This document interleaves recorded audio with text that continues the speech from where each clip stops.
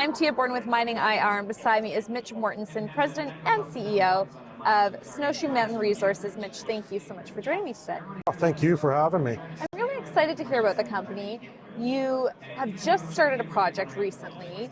Can you give us some background on the company and then maybe talk about the project that you're currently working on?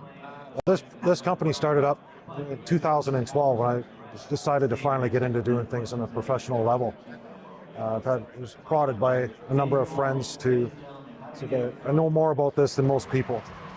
So I began in the consulting, permitting, and also had my own projects. I like to build credible projects that an investor group could actually come into and take over and develop. And what we got this time was incredibly unique, and I'm very excited about it. And can you dive a little deeper into what that project looks like?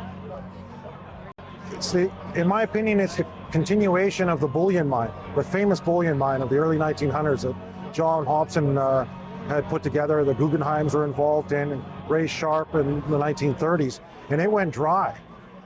And what was interesting about it is it's an old tertiary channel, going back like 30 million years ago, and deep river channels, consistent grade. Now, Hobson theorized that the old river system drained north, and I had staked off an area up in Kangaroo Creek, going back to an old friend and found a piece of old tertiary. And I was prodded to go back in there and have another look. Well, I figured, maybe we got a 50-foot wide channel, maybe 10 feet deep. It was looking tertiary. I had no idea until we got the assays coming in at 0.876. Then we brought in some seismic the following year. The passive seismic done through West Coast Placer showed an 800-foot canyon draining north. And this was, in my opinion, this is the continuation of the bullion mine. What are some projects or things that you're looking forward to coming up in 2023? What are you most excited for? Oh, I'm looking forward, well, we're permitted for drilling, and I'm looking forward to getting this done and getting a proper feasibility study done on it. We're looking at, several hundred feet of tertiary river, and if it's consistent in its values, we're going to have another gold mine, probably the largest placer mine in Canada. Very exciting.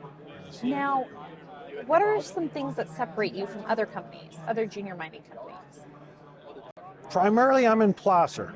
Most juniors are tied up in hard rock, which is the sort of thing like you need to get with the big boards, you need an N43-101. And you do that through a drilling program. Placer, you don't have that luxury. There's so many variables involved in placer that you essentially almost have to mine it before you can fully understand what is there. A lot of risk. A lot of risk. A lot of risk. Mitch, is there anything else that you would like to leave our investors with before we end the interview today? Check us out. Check you out. Where can we check you out? Social media? Yes. smresources.ca. Perfect. Mitch, thank you so much for joining me today. Thank you.